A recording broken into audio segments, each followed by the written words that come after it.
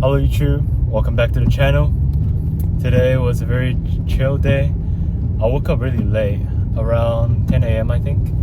Yeah, I was just so tired from yesterday, so last night I had a 12-hour sleep, 11 to 12 hours.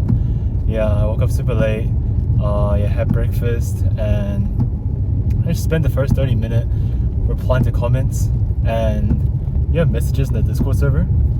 That's usually what I do the first thing I wake up, is to just check my messages, check my emails.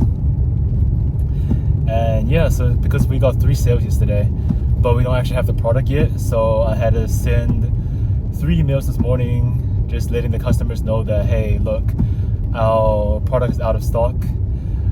Would you be happy to wait around 1 to 1.5 months, and we're happy to give you a 25% discount, or we just give you the full refund. And I checked like 2 hours ago, none of them replied. Hopefully one of them stays.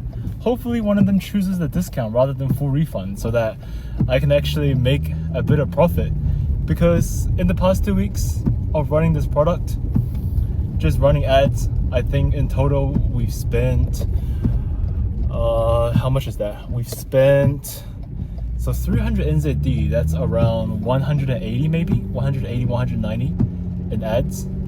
What else? Yeah, I think that's all. 190 on the ads and around 80 something to create the new company, to create a new entity for me and my business partner.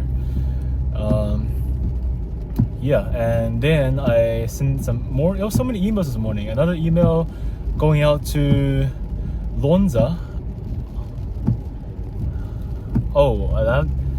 That might actually, okay. I don't know if saying that company leaks the product or not. Or hopefully not, but we got an email from Lonza, which is this big biochem company, and they patent trademark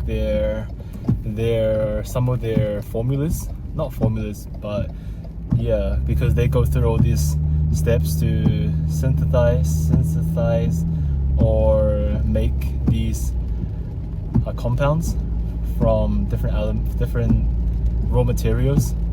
So one of the ingredients we're using is trademarked by them for some reasons. So yeah, like 3 days ago they called me saying, hey, look, you're using this product and it's trademarked by us. We didn't give you permission, so you should better take it down, or we're going to file a cease and desist on you. So I forgot to call them back yesterday actually, so that was my bad. So this morning they sent me an email, and I replied to that email saying, hey, we're really sorry for violating the trademark, but the truth is we haven't sold any of our products. It's purely in the testing phase right now. We're just trying to validate how the product will do. And right now, actually, we're going with a different formulation, so we're not even gonna use that ingredient of yours. So yeah, that's dealt with. And another email coming from the 3PL people from the US. They said, hey, we really love your product and we really think it will work in the US market with Amazon. They're happy to work with us, and yeah, I sent them the cost and everything, our branding, and they will do a 3-year forecast onto how they think our product will perform in the US market. And yeah, so that's that. But yesterday, 2 days ago, in the call, the guy said they charge a 500 monthly retainer, and this 500 basically covers like the unloading cost of the shipment and the warehousing of the pallet cost. So basically the retainer is just purely to ensure that you're not just doing nothing. But today in the email, the guy bumped up the price to 1,500. Sneaky. I don't know what he's trying to do with there, but in the call he said 500, but in the email it was 1,500. So I still haven't sent him the reply email. I'll probably do that tomorrow morning. Yeah, hey man, like why did you bump up the retainer cost by 1,000, huh? That's very, very sneaky of him. Yeah. But we're really excited to work with those guys. They've got great connections in the US. They're very experienced with selling on Amazon, selling the US market, and they've got huge retail connections. So once we get, this is like down the line, like 6 months, 1 year, 2 years, if we start getting traction, good results on Amazon, then they will help us get into retail. Yeah. So that's that. And I think there was some few more emails. Oh yeah. I was also reaching out to some more pouch suppliers from China, and one of them, I found a really good one. They've got really, really great material. Like the thickness is the perfect amount that we want. It's premium and it's not too bulky. They've got a really good price, 25 cents for one pouch, and the shipping cost for 1,500 pouches is only 140 USD. Yeah, which is pretty cheap, and the shipping time is only 1 week from China to New Zealand, which is really, really short time. I think it's with DHL. So in total, that's 1,500 pouches. If I just do the math in my head, that's I think around 400 something USD plus 140 shipping, so around 600 USD for the pouches, that's a great price. Like we're really, really happy to pay that price. And yeah, the manufacturers, the pouches, they say they can do it in 10 days. So that's 10 days plus 7 days shipping. And let's just say 3 more days for some just in case something happens. So 20 days to get the shipping, design, and ship to New Zealand, which is a very, very good amount of time. We're expecting around 1 month. So cutting that by 10 days, yeah, that's something. And yeah, so pouches is very, very great to have that sorted. And the lady I was speaking with, yeah, she was all reply super quickly. I think that's a good sign that I really like when people just reply to your queries within 5 minutes. And yeah, just big shout out to this New Zealand manufacturer that I found. And they're super helpful. So it's just one guy who deals with like the imports and customs, and there's this other guy who's in charge with all the manufacturing side, and he knows more of like the actual ingredients, like what blends is good.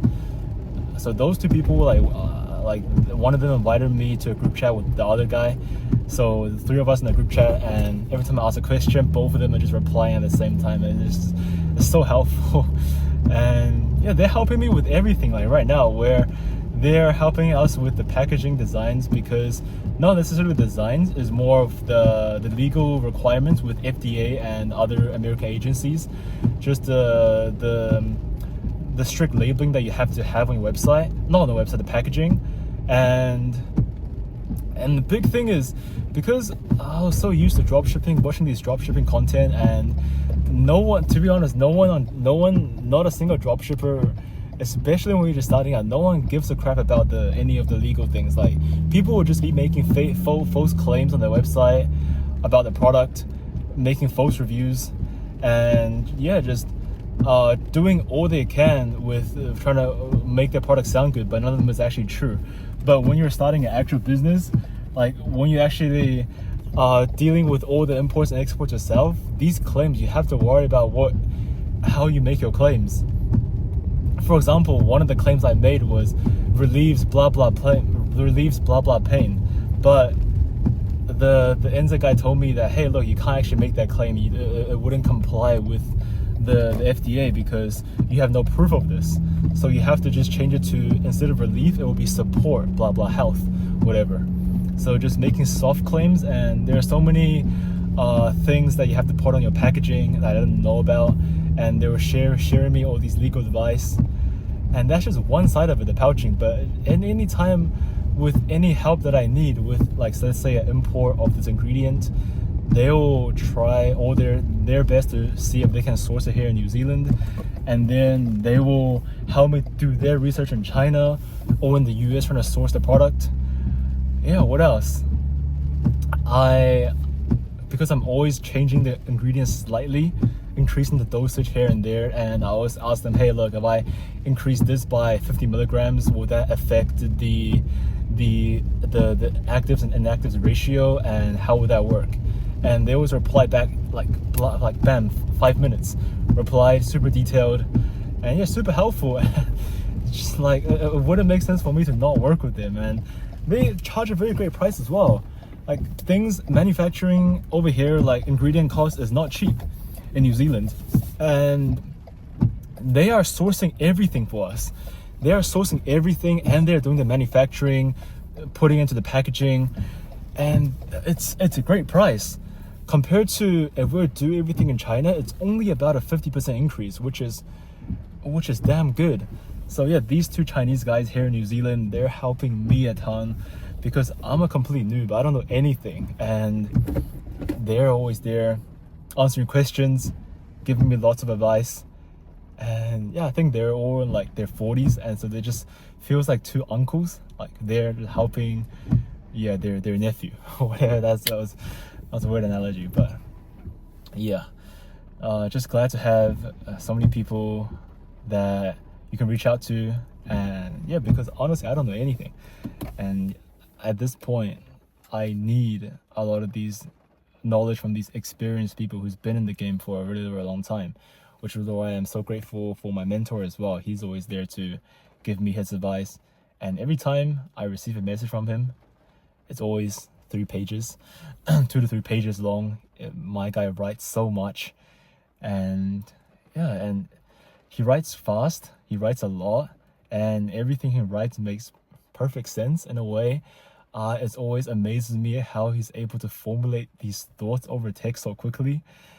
And yeah, just so it blows my mind sometimes. But yeah, in the afternoon, what else did I do today?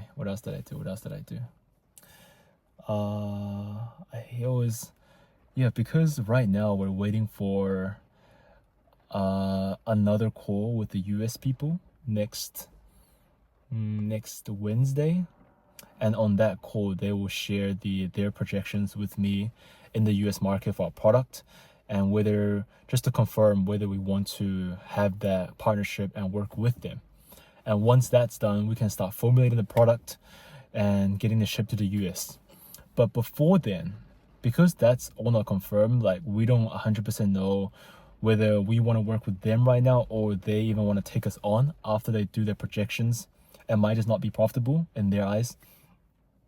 And yeah, so once we do have the green light from them and we want to work with them, then we can go ahead with everything. But right now, there's still 4 to 5 more days, and we just really, really want to refine the ingredient list, because after we start doing the packaging, we can't actually change any of those until we go ahead with our second batch, which is far down the line.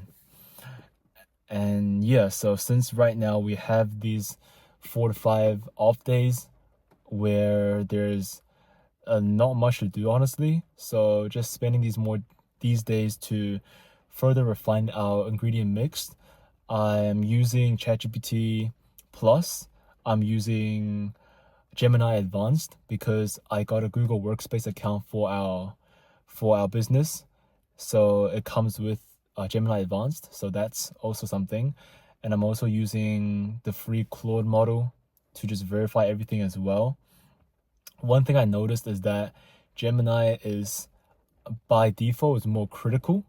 It gives more honest opinions, whereas ChatGPT, unless you tell it to, hey, look, be critical, be completely honest, it will always say, oh, your thing is good. It sounds good to me.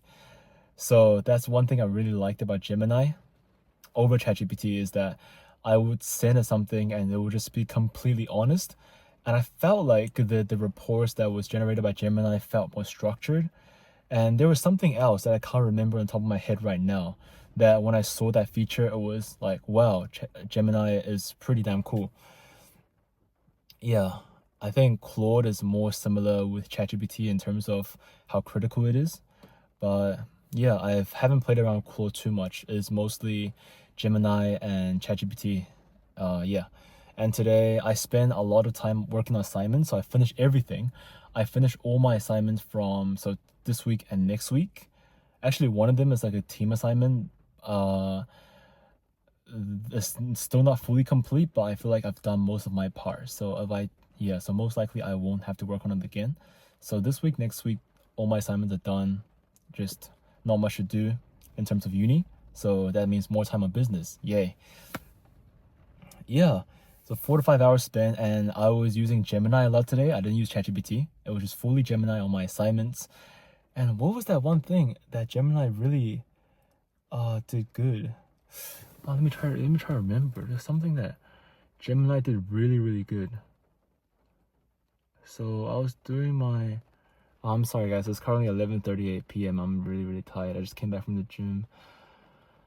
My mind is not working. What was that one thing? Gemini. So I was prompting it. I was using 2.5 Pro, the model.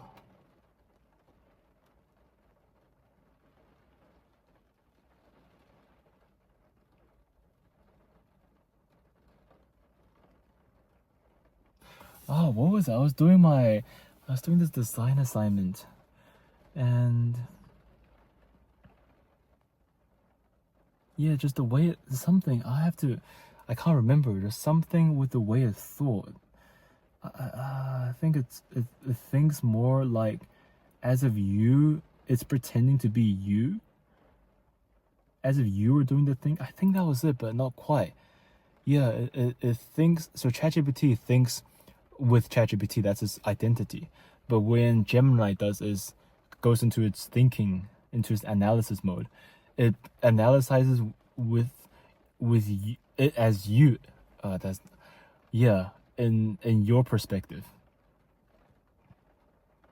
Yeah, I think that was it. But so maybe it was that. Maybe it was not. But yeah, it was a good day today. Half business, half uni. Tomorrow, I think, I'll look to finalize the ingredients. So I will spend maybe 6 hours tomorrow just going through ChatGPT, like AI research, deep research, call up. Oh my god. Oh, oops. I gotta cut this part out. I just leaked my ingredient. Okay, I'm back. I just cut that part out because I just accidentally leaked my product. Yeah. So I'm gonna call up some professionals. Yeah, call some professionals in this area, and I'll ask them, hey, what do you think about this? Yeah, I don't know if that'll work. But yeah, thank you for watching, guys. Drop a comment if you watched this far. I'll see you tomorrow.